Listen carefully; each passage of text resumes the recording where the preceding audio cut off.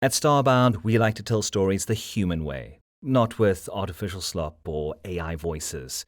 What's HFY without humanity? So, subscribe if you want to keep it that way. My name is Dan, and let's begin. The Gauss cannon fired. Inside the HC-8 arachnid, the sound became a physical force, punching through Gage's chest and jarring his bones. The turret recoiled on its stabilizers, hydraulics whined. "Target down," Doc said, without inflection. Through the periscope, Gage watched the Drav Walker collapse. The shot obliterated its turret.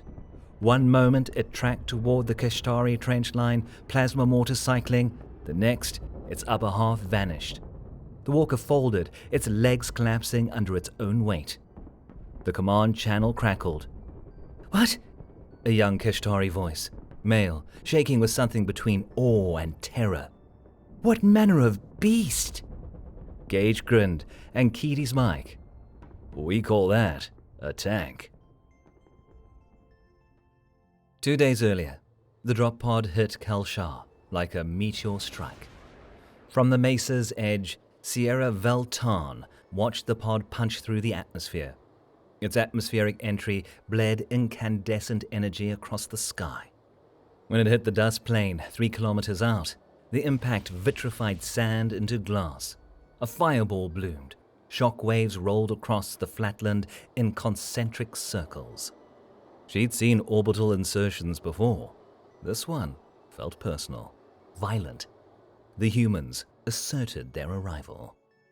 The pod's sides blew outward, explosive bolts.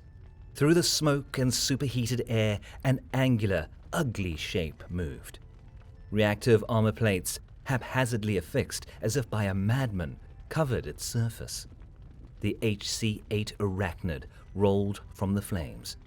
Sierra's crest flattened against her skull. This was humanity's great war machine? This scarred, dusty thing looking as if assembled from spare parts in someone's garage.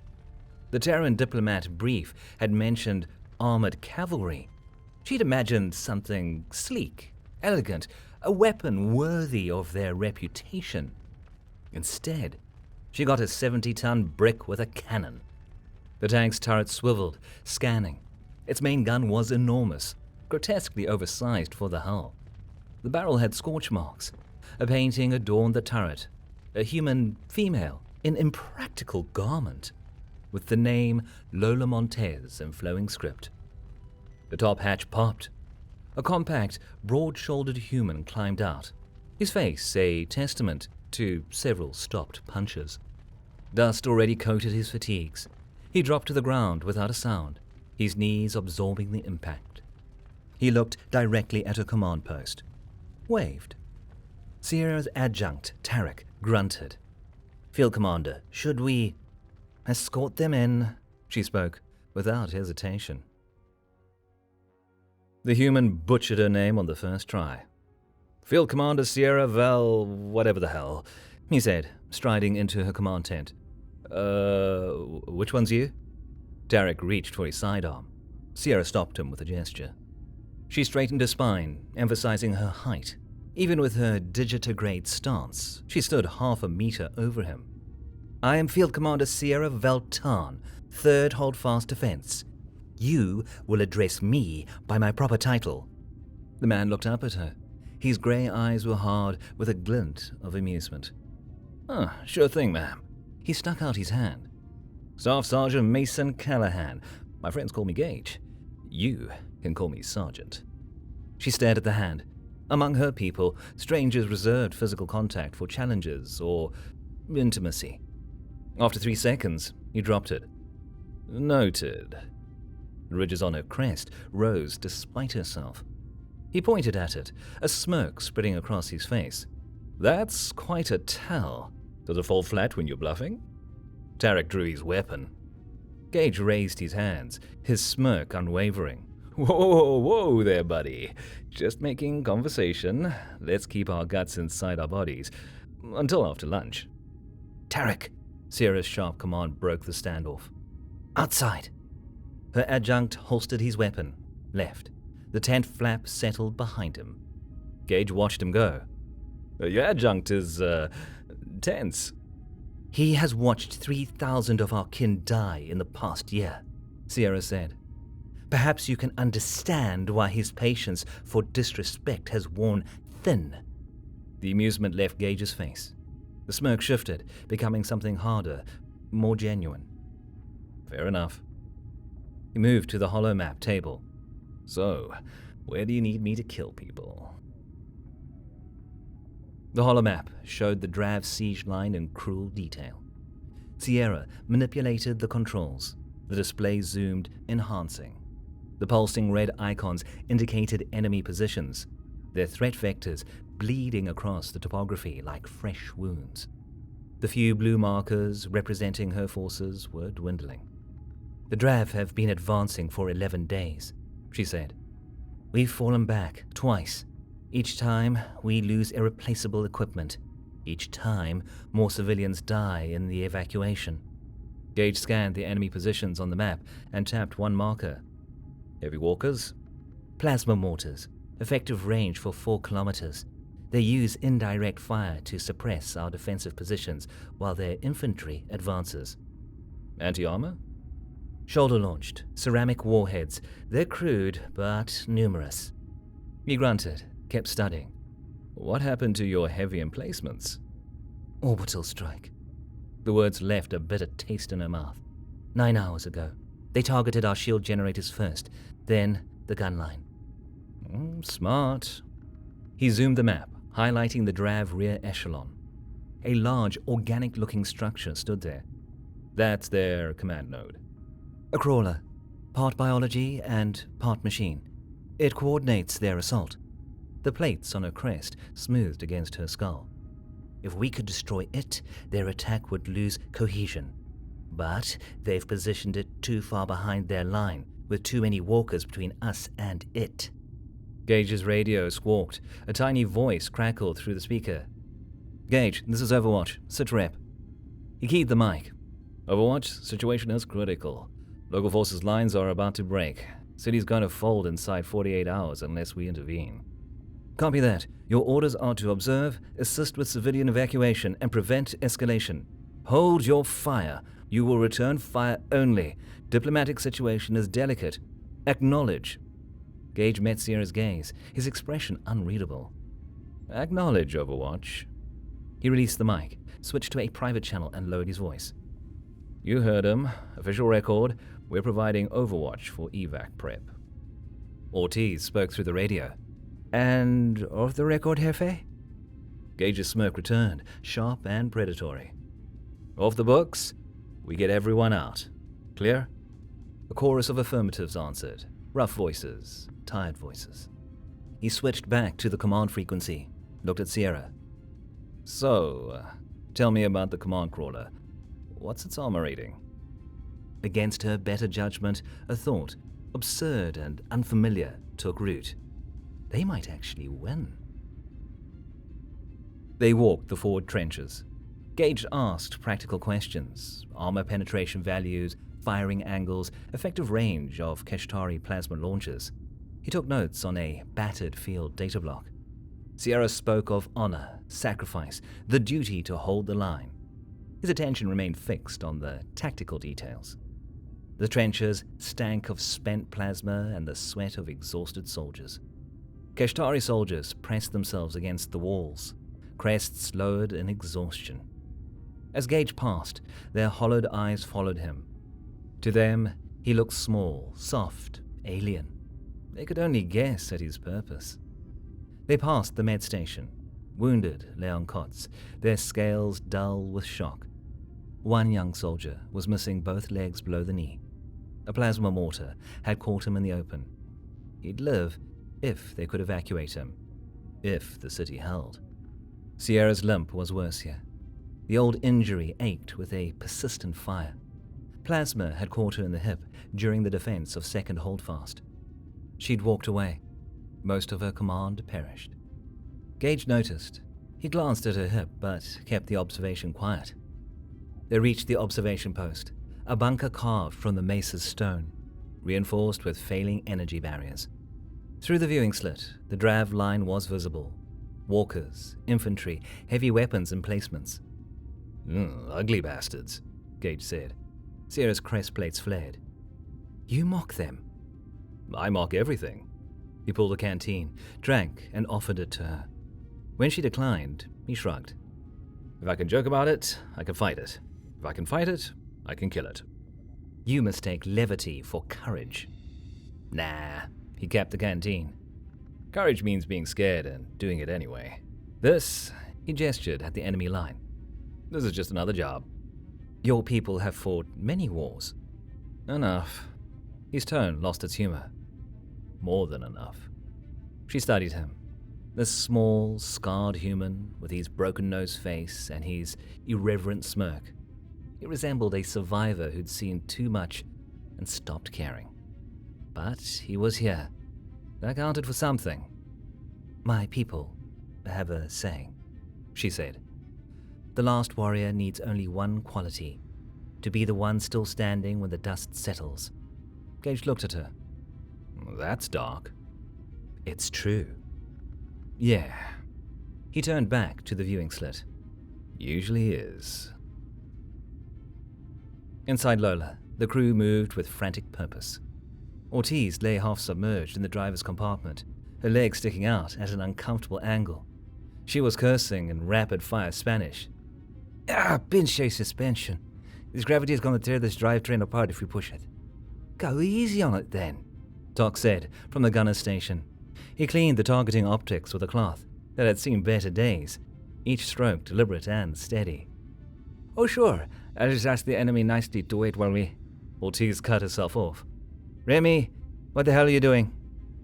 In the loader's compartment, Remy froze, 3 energy drinks half hidden in his toolkit. He looked up, eyes wide. Just checking things? Checking things my ass. Ortiz extracted herself from the compartment. She was shorter than Gage, but moved with efficient purpose. Everyone's sharp when you roll out. Stay focused. Nah, I'm fine. Oh, you're drumming like a cracked power conduit. She snatched the drinks. I'm inventorying these as equipment loss. But you die with a clear head or you stay alive. Your choice. Gage spoke from the commander's hatch. Remy. The kid snapped to attention, as much as possible in the tank's cramped interior. Gage dropped into the compartment and took the drinks from Ortiz. He looked at Remy. How old are you? 19, Sergeant. You have a death wish? I want to get through this, Sergeant. Why are you trying to give yourself a heart attack before we even make contact? Gage's voice was level. Stimulants screw with your reaction time. You twitch at the wrong moment, you catch a round. I've seen it happen. Remy swallowed. Sorry, Sergeant. Apologies are useless. Be better. Gage handed the drinks back to Ortiz. Destroy these. And Remy? Yeah? You're the youngest guy on this crew. That means 2 things. First, we'll protect you. Second, you'll listen when we tell you how to stay alive. Clear? Clear, Sergeant. Gage nodded and climbed back to his station. Doc, how's the main gun? Clean, charged, ready to send some 8 downrange. Ortiz? Drivetrain solid. APU is running hot but stable. We're good to roll. Remy. The kid's voice was steadier now. Ammunition stored and ready. I've got 24 sabo and 6 canister rounds. Good. Gage settled into his seat. The commander's station was a tight fit, surrounded by displays and manual controls. He spent 6 years in this position. Different tanks, same job. Keep the crew alive. Kill the enemy, go home. Ortiz looked at the holomap feed from the command tent. FA, that drive line is thick. We go in there, we're going to be in trouble. Yeah. Like, deep in trouble. Yep. I just want to make sure we're all on the same page about the level of trouble we're talking about. Gage smirked. We're talking legendary levels of trouble, Ortiz. Kind people will write songs about. Fantastic. But a grin touched her lips. At least it'll be interesting. Doc spoke without looking up from his station. Taking fire makes everything interesting. That's the spirit, Gage said. Lola's main gun spoke at 0600 hours. The Drav Walker had crested the ridge 2 kilometers out. It ranged its mortars, preparing to suppress the Kashtari forward positions. Sierra watched it through her command station's displays. her breastplate sinking as she anticipated the bombardment. Then, Gage crackled across the command net. "Ma'am, give me a firing lane. Just a corridor. Tell your people to clear that corridor." She looked at Tarek. He was already calculating. "A firing lane to that range, we'll need to pull back all forces in the southern sector." "Do it," Sierra said. The orders went out.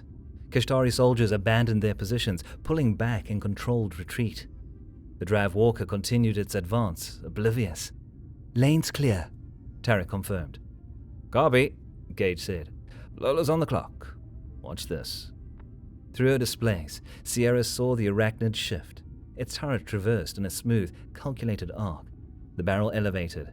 Small adjustments, calculated by targeting computers and a human brain working in concert. A sound like tearing space ripped through the air. The hypersonic sabot round was a flicker of distorted air moving too fast to see.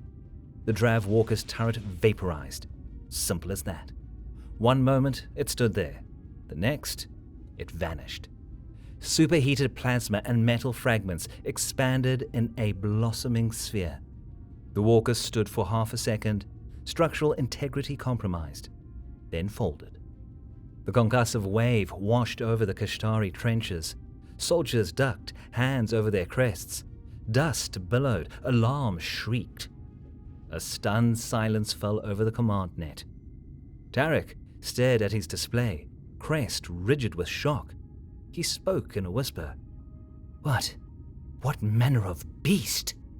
On the external speakers, Gage laughed, a deep, full-throated belly laugh from a man reveling in an extraordinary achievement. He keyed the command net. "Buddy, we call that a tank. This one's Lola. Say aye, Lola." The turret swiveled, dipped, like a nod. Sierra heard herself make a sound between a laugh and a cry.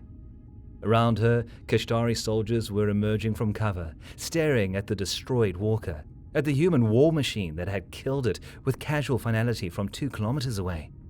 A war cry erupted. It spread. Within seconds, the entire defensive line was screaming defiance at the Drav positions. Sierra looked at the holomap, at Lola's marker, sitting in its position, having just rewritten everyone's understanding of ground warfare. She opened a private channel to Gage. That was impressive.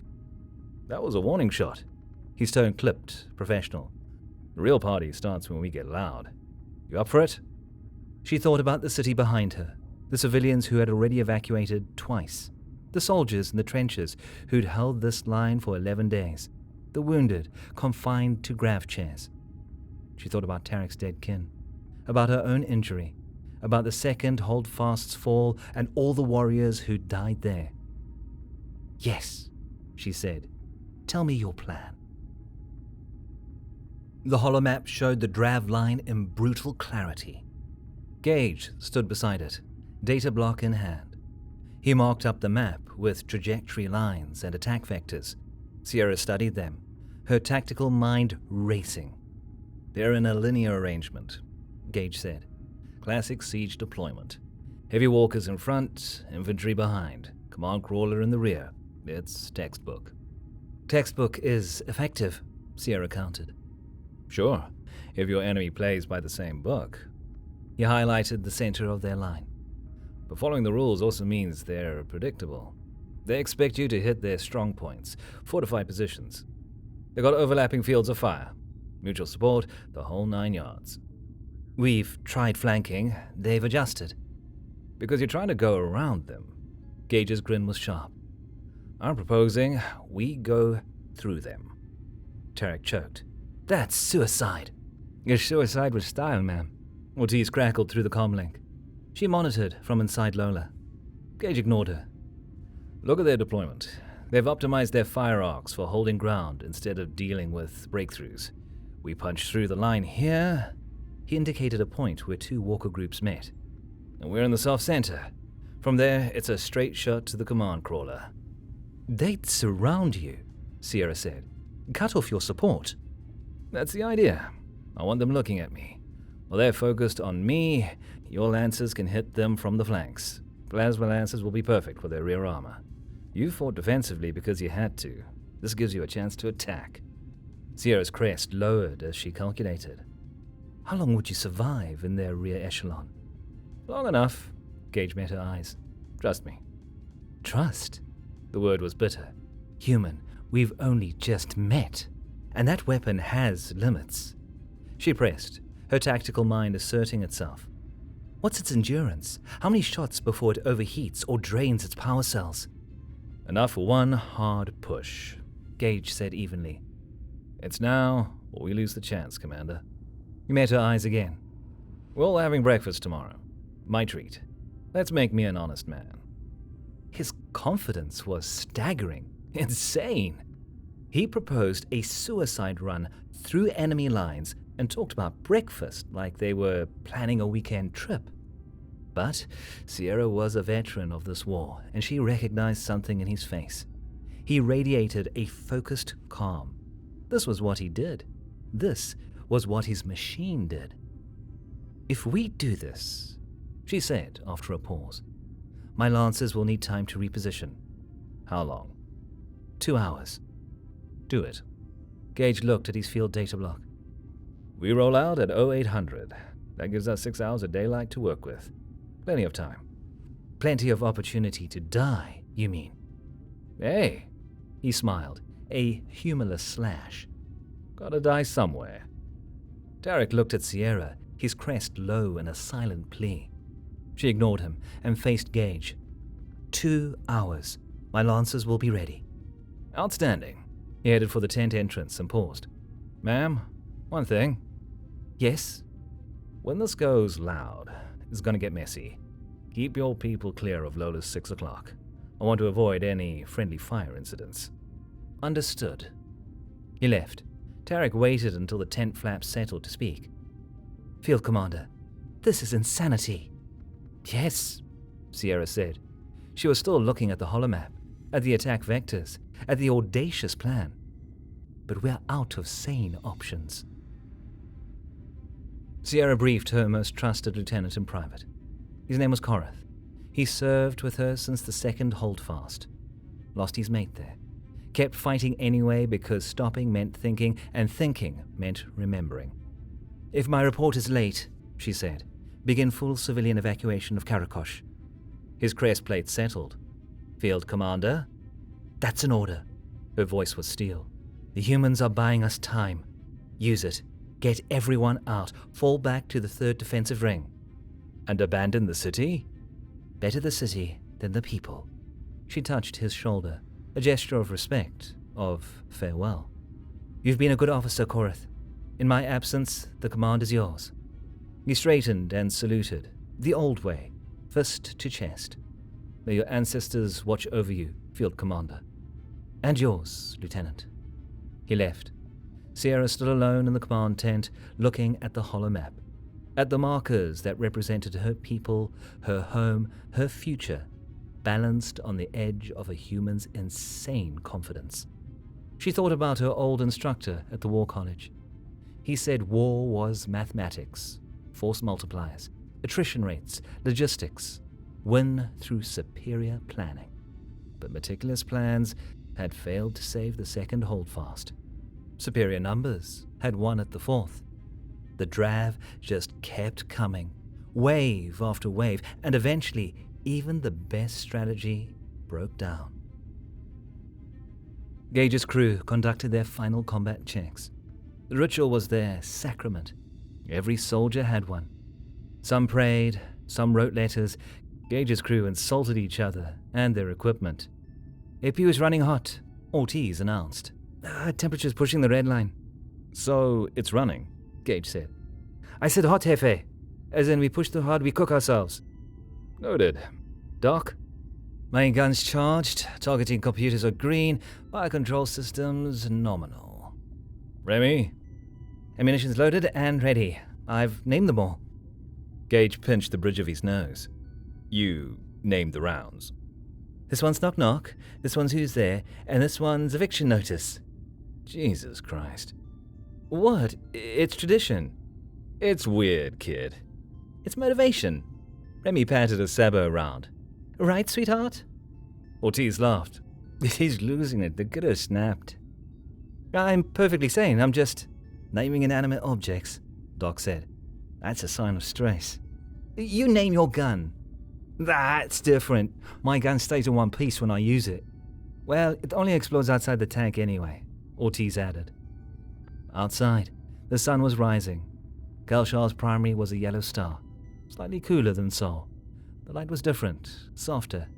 Gage missed the Earth's harsh, white sunlight. Missed a lot of things.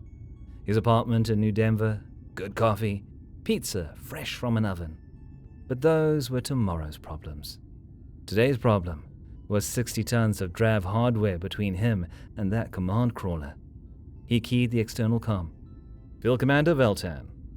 I'm here, Sergeant. Your lancers ready? Positioned and awaiting your signal. Outstanding. We're all in 5 minutes. He paused. Ma'am, one last thing. Yes. You mentioned your people have a saying about the last warrior standing. A pause stretched. I did. Let's be the one still standing. You just watch our 6. You have my word. He switched to the crew's private channel. All right, people, you know the drill. We're going loud, we're going fast, we're going to make a lot of noise and break a lot of things. Questions? You think the Kashtari commander is single? Ortiz said. Ortiz? What? I'm asking for tactical reasons. How the hell is that tactical? A relaxation after a battle is important for maintaining unit, cohesion. Doc's voice was dry.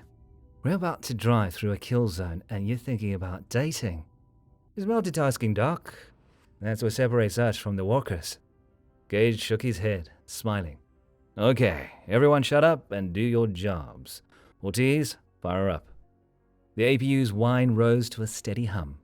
Lola shuddered, coming alive. All 70 tons of her. Fusion heart beating, ready to roll. APU online, Ortiz confirmed. Main gun ready, Doc said. Ammunition secured, Remy added. Gage settled into his seat, pulled his helmet on and cinched it tight. Through the commander's periscope, he could see the Drav line. 2 kilometers of walkers, infantry and heavy weapons. He keyed the command net. Field Commander, this is Callahan. We're moving to phase line 1. Countdown from 60 seconds on my mark. Copy that, Sergeant. All lancers prepare to advance on his signal. Mark. Gage began the countdown. 60, 59, 58. Ortiz moved over the controls with the economy of long habit, her fingers flicking switches and adjusting levels. 45, 44, 43. Doc's targeting screen was a spiderweb of engagement solutions and threat icons. Each one was a walker or heavy weapon. Each one could kill them. 30, 29, 28. Remy took a slow breath, held it, let it out. His hands rested on the next round, ready to load. 15, 14, 13. Gage felt the dryness in his mouth, but his heart was steady. This was it. The moment before, when everything was potential and reality had yet to solidify. 5, 4, 3, 2, 1. He keyed the external speaker, his voice booming across the battlefield with one word. Lola. Ortiz slammed the throttle. The APU screamed. Lola surged forward with the inertia of an avalanche. All 70 tons of her moving with shocking speed. They hit the trench line's edge and launched into open ground. The Drav line opened fire. Plasma bolts streaked across the dust plain. Incandescent tears, beautiful and deadly. Each carried enough energy to cook a man inside his armor. Lola's active protection system came alive. Small, directed charges detonated across her hull, creating a curtain of shrapnel that intercepted incoming fire. Each interception was a white flare, a crack of overpressure that rattled Gage's teeth. Contact front, Doc called, his voice calm, professional. Walker, 300 meters, tracking us. Engage, Gage said. Up. Fire. The main gun spoke with the crack hiss of its Gauss cannon. the recoil slamming through the turret's stabilizers. Downrange, the walker's center mass exploded. It buckled and collapsed. Target destroyed, Doc confirmed. Ortiz wrenched the controls. Lola slewed right, avoiding a plasma mortar's impact zone. The detonation left a crater where they'd been a second before. Too close, she muttered. Demasiado cerca, you ugly bastards. Remy was already loading by hand. The autoloader jammed again. He rammed home 70 pounds of sabot round. Loaded. Contact left, Gage called. Skimmer, fast mover. Doc traversed, the turret whining as it tracked. Solution locked. Fire! Another crack hiss. The Drav skimmer turned into an expanding fireball. They were through the first line. Behind them, Sierra's lancers poured through the gap. Their skimmers were silent, riding on anti-grav plates that made them seem to glide. Plasma lancers spat violet fire, catching Drav infantry in the open. The command net filled with Kashtari war cries, sharp, ululating sounds that blended with Ortiz's profane English. "First blood!" someone yelled. "Spread out!" Sierra commanded. "Hit them and break away!" Gage watched his displays. The Drav line was reacting, pivoting to deal with the breakthrough. Exactly what he wanted. "Ortiz, head for that depression at 280. Use it for cover." "Copy, Jefe." Lola's tracks bit into the ground. She accelerated, 70 tons of physics turning into momentum. Plasma bolts sizzled past.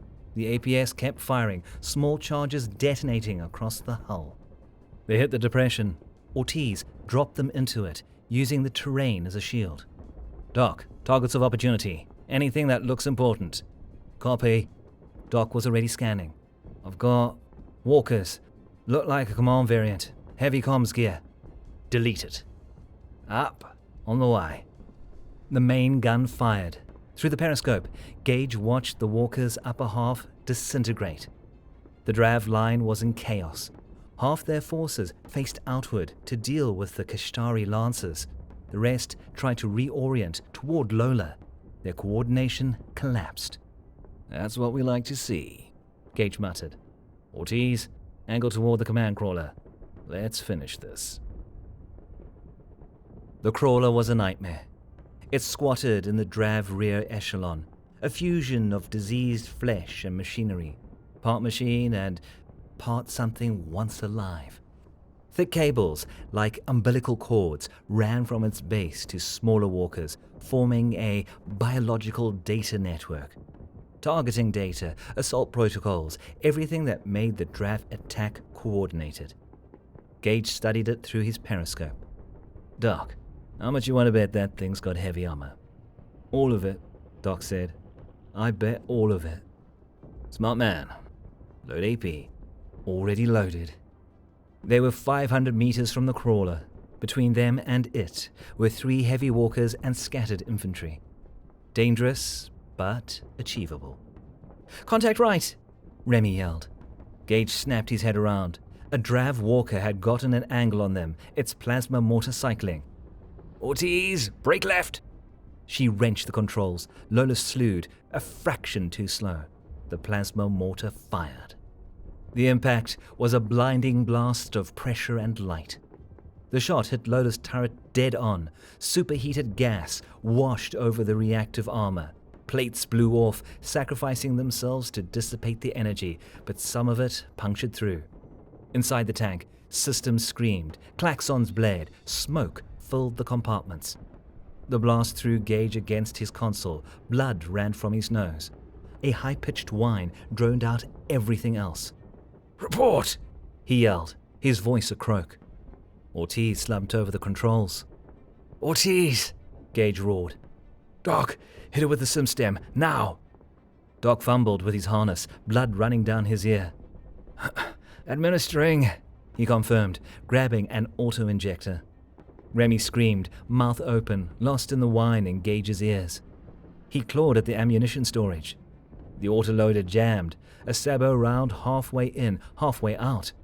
"Main gunner's offline," Doc yelled over the klaxons. "The main power conduit to the turret fried." Gage blinked.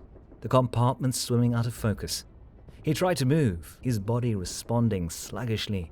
Shock, maybe concussion. "Remy!" His voice a distant sound. "Remy!" The kid whipped his head around, his eyes wild with fear. He twitched a hand toward the empty pouch where he kept the drinks. Doc cut through the chaos with a calm command. "Remy, override lever, clear the jam, seat the round, now!" Remy stared at him. "Now, Remy!" The kid found the manual override and pulled. The jammed round ejected with a clang. He grabbed a fresh one, 70 pounds of hate, and slammed it home. "Loaded," he choked out. "Rerouting power to auxiliary bus," Doc grunted, one hand on his console, the other jamming a stim into Ortiz's side. "Got it. Gun is back, but the system is unstable." Lola's systems coughed. Lights flickered. The APU was still running, still pushing power through the damaged circuits. Ortiz groaned and sat up, shaking her head as the potent cocktail hit her system. Blood ran from her scalp. "Ay, mierda." "Ortiz!" Gage grabbed her shoulder. "You with me?" "Yeah." She shook her head and focused with unnatural speed. "Yeah, I'm good." The walker that hit them was repositioning, getting another firing solution. Gage's head cleared. The high-pitched whine in his ears faded to a dull roar. He looked at his crew, bloodied, battered, but alive. And then he laughed. It bubbled up from somewhere deep, a humorless, primal sound, the laugh of a man who'd taken a plasma mortar hit and lived. He keyed the external speaker, letting that laugh echo across the battlefield. To the Kashtari Lancers, it sounded like triumph, like defiance, the war cry of a creature that refused to die. To the Drav, it was the sound of madness, something unnatural, laughing in the face of their best weapons. Gage stopped laughing and keyed the command net. "Field Commander, we're still in the fight." Sierra's voice was breathless over the comms. "Sergeant, your tank." "She's pissed off." He looked at Doc. "You've got a shot on that walker?" "Affirmative." "Ortiz, hard port. Give me its ass." "Copy." Lola's engine screamed. Ortiz wrenched the controls, sending emergency power to the drivetrain. The tank executed a power slide in the dust, swinging its rear around in a spray of dirt. The maneuver exposed the walker's vulnerable rear, its glowing reactor housing a perfect target. The main gun's muzzle was inches away from it. Gage dropped his voice to a whisper. "Doc. Up. Deleted." Doc's response was immediate and calm. "Affirmative." The Gauss cannon fired at point-blank range. The sabot round punched through the walker's aft armor and penetrated the reactor housing. For a microsecond, the world held its breath. Then the core containment failed. The explosion was a silent white sphere of superheated plasma expanding, consuming the walker from inside. Metal vaporized, the shockwave carved a crater, throwing debris in all directions. When the light faded, only a smoking hole remained, and a ramp, a jagged slope of fused earth and armor, angled upward. They pushed deeper. The Drav line was collapsing. Lacking coordination from the command crawler, their groups broke. Walkers turned to engage threats, only to expose their flanks to Kashtari Lancers. Crossfires caught infantry clusters. Sierra commanded through the command net. "All Lancers, press the advantage, drive them back." Her skimmer darted through the chaos, plasma lance spitting violet fire. She was in her element now. This was the fast, aggressive combat her people excelled at. Hit and fade. The humans had given her an opening. She would make it count. Lola rumbled forward, turret traversing. Doc was calling targets faster than Remy could load. Each shot was another walker down, another gap in the Drav line. "Contact front," Gage called. "Command crawler, 300 meters." The biomechanical horror filled his periscope. It retreated, pulling back on thick, piston-driven limbs that hammered into the ground. Cables snapped, disconnecting from the biological data network. "It's running," Doc observed. "Too slow. Ortiz, Intercept course. On it. Lola surged forward. The command crawler was faster than it looked, scrambling over debris and corpses, but its design favored coordination over escape. They closed to 200 meters, then 100, 50. Doc, fire at will. The main gun spoke twice. Both rounds hit. The crawler's armored hide split, exposing pulsing biological tissue underneath. It shuddered, collapsed. The Drav assault lost all cohesion. Without coordination or strategy, they became just individual units. They broke. Sierra stared in disbelief. The Drav always advanced until they died. That was what made them so terrifying. But they were retreating now, running. They're breaking! Tarek's voice on the command net. Field Commander, they're in full rout!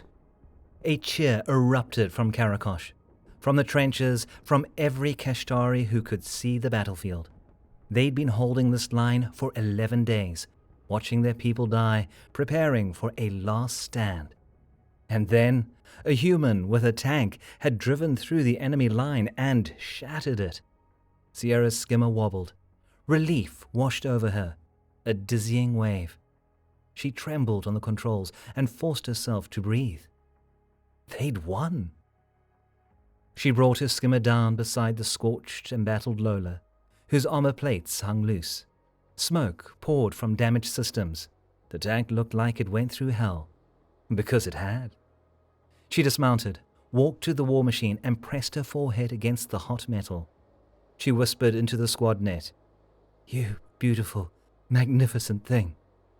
Gage answered her, "Told you." The celebration lasted 30 seconds. Then Tarek crackled through the comms, sharp with panic. "Field Commander, high-altitude contact, inbound on terminal trajectory." Sierra's crest slammed flat against her skull. "What?" "A kinetic penetrator, suborbital. Target is Karakosh primary shelter." Cold dread flooded her. A kinetic strike, dropped from orbit, was too fast for point defense to track. A judgment delivered from orbit with no defense. The Drav's final spite. Denied the city, they'd kill as many civilians as possible. "Impact in 90 seconds, Tarek said, his shoulders slumping.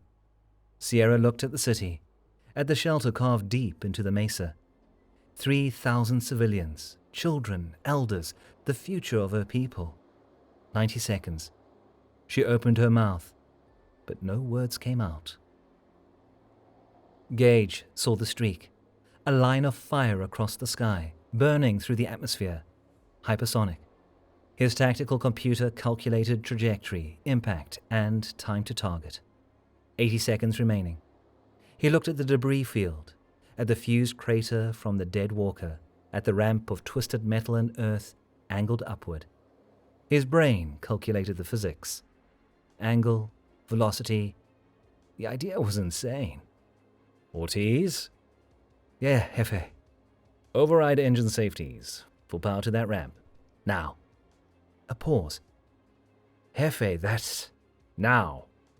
On the private channel, he spoke fast. This is gonna hurt.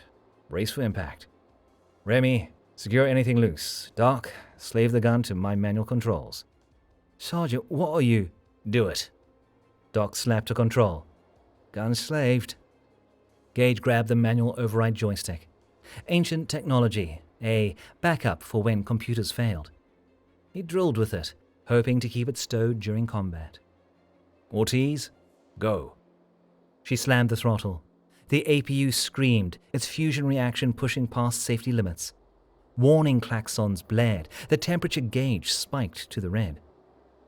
Lola accelerated toward the ramp. 60 seconds to impact. They hit the ramp at full speed, 70 tons of tank launched into the air on a high, desperate arc. Gravity took hold. They were airborne for 3 seconds, maybe 4. It felt like forever. Gage wrestled with the joystick. The turret was swinging wildly, gyroscopes fighting to stabilize. He tracked the target, the falling penetrator, still 20 kilometers up but closing fast. He led the target, compensating for their tumble, for the penetrator's speed, for the shot's absurd geometry. They hit the apex. Gravity won. They fell. "Mark!" He fired. The Gauss cannon's recoil was enormous. Without the tank's weight firmly on the ground, it acted like a thruster, kicking Lola's nose up for a microsecond. The sabot round vanished into a hypersonic blur. Then the sky lit up. The penetrator vaporized into an expanding cloud of superheated metal fragments that burned up in the atmosphere. A moment later, Lola hit the ground. The impact shattered forward armor plates.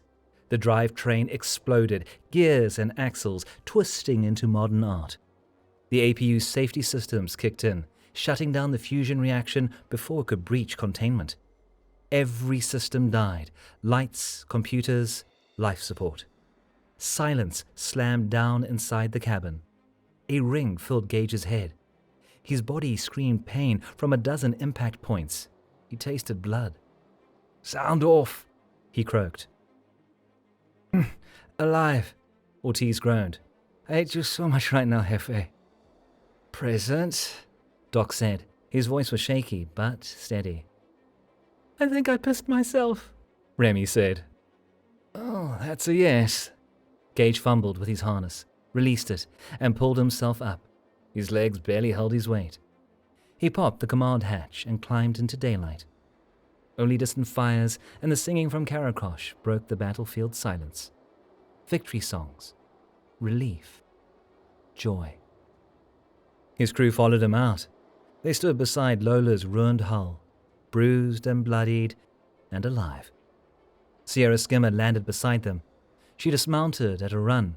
Her crest stood fully extended, quivering with emotion. She stopped in front of Gage and looked down at him. "My holdfast is in your debt. I am in your debt. By our traditions, I must offer recompense. Name it." She stepped closer. "Name the price."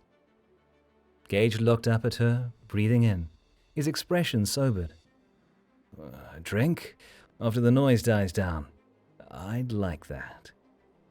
Sierra studied his face. Her crest plates lowered, then rose again. "I will arrange it."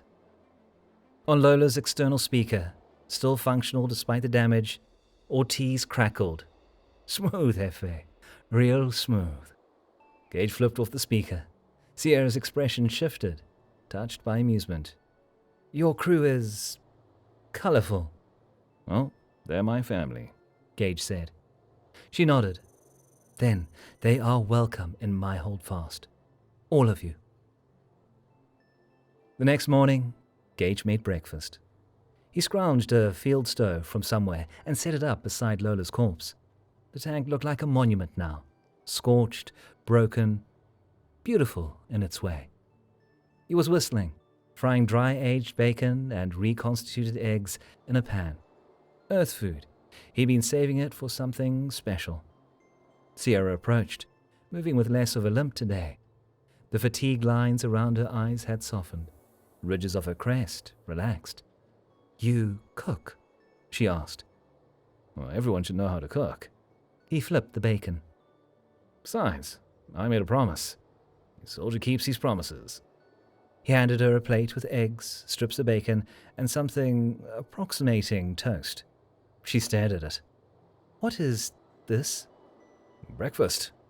She took a tentative bite of bacon. Her eyes widened. The tip of her crest quivered. She made a sound that was almost a purr. Gage smiled. "Good?" "This is exquisite." "It's just bacon." "It's incredible." She took another bite, closing her eyes. "Your people eat like this regularly?" "Well, when we can." He fixed his own plate and sat on Lola's tread beside her. "Well, we've got a saying. Always go to war on a full stomach." They ate in comfortable silence. Around them, Keshtari and human soldiers were mingling, sharing stories. A fascinated Tarek was examining Ortiz's driving controls. Doc was teaching a young Keshtari lancer about targeting computers. Remy was telling an increasingly exaggerated story about the final shot. And then the sergeant was like, "Hang on tight," and we just flew into the sky. That's an exaggeration, Gage called over. Close enough. Sierra watched, her expression soft. Your crew is loud. They're alive. That's what matters. She nodded and looked at Lola. The tank. Will your people repair her? Nah. Gage patted the scorched armor. She's done her work. But will your people send another? Well, probably. Eventually. He took a bite of eggs. In the meantime, looks like I'm stuck here. Stuck? Her crest flicked. You wish to leave? I said I'm stuck. That's different. He met her eyes. She held his gaze. Then the corner of her mouth twitched. The command net crackled. A young, awed Keshtari spoke. Field Commander, you should hear what they're singing in the city. Oh, what are they singing? Sierra asked. About the human who merged with his steel beast. About the laugh that broke the enemy's will. About the shot that saved us all. Gage groaned. Oh, no. They're calling it the Iron God's Leap. Oh, Jesus Christ. Sierra's crest fluttered. Let them sing it. Legends are more useful than regulations. But we just... Gage stopped, looked at his crew, at the destroyed tank, at the city still standing. Ah, hell. Let him sing. Gage looked at Sierra and raised his canteen. To new friends. She raised hers, tapping it against his. To legends. They drank. Around them, humans and Keshtari mixed. Two species who'd been strangers yesterday and were allies today. In the distance, Karakosh sang. And beside them, Lola's broken hull stood like a monument to the day a human tank crew drove through hell and came out laughing.